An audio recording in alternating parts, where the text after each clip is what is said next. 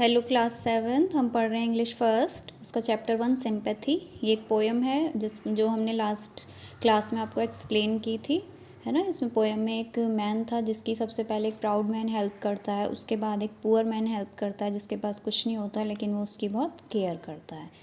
तो कौन जीतता है आखिर में? Sympathy wins. ठीक है, तो इसके क्वेश्चन आंसर हैं। वर्निंग हमने पहले दिए थे आपको एक्सरसाइज, आज आप इसके क्वेश्चन आंसर करेंगे।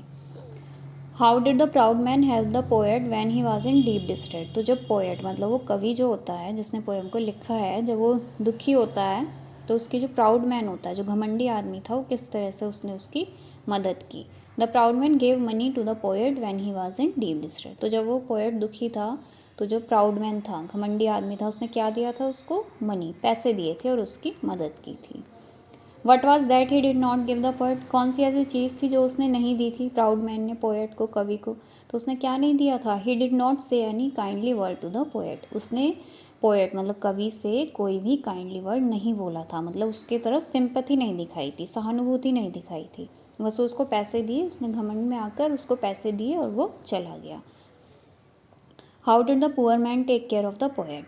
फिर पोएट जो था वो दोबारा से क्या था? दुखी था, पेन में था, तकलीफ़ में था। तब एक गरीब आदमी उसे मिला, उसने उसकी देखभाल कैसे की थी?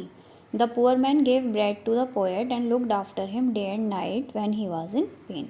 तो उस गरीब आदमी ने उसको खाने के लिए रोटी दी थी और उसकी दिन रात उसकी सेवा की जब वह पोएट दुखी था। ठीक है, तो उसको एक प्राउड मैन मिलता है, फिर पुअर मैन। प्राउड मैन उसको मनी देकर उसकी हेल्प करता है लेकिन वो उसकी तरफ कोई सिंपैथी नहीं दिखाता, काइंड वर्ड नहीं बोलता।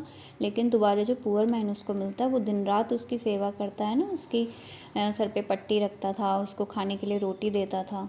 ठीक है, तो ये हमारा चैप्टर कंप्लीट हो गया है। इसके क्वेश्चन आंसर आप अपनी नोटबुक में करेंगे। आज का होमवर्क है।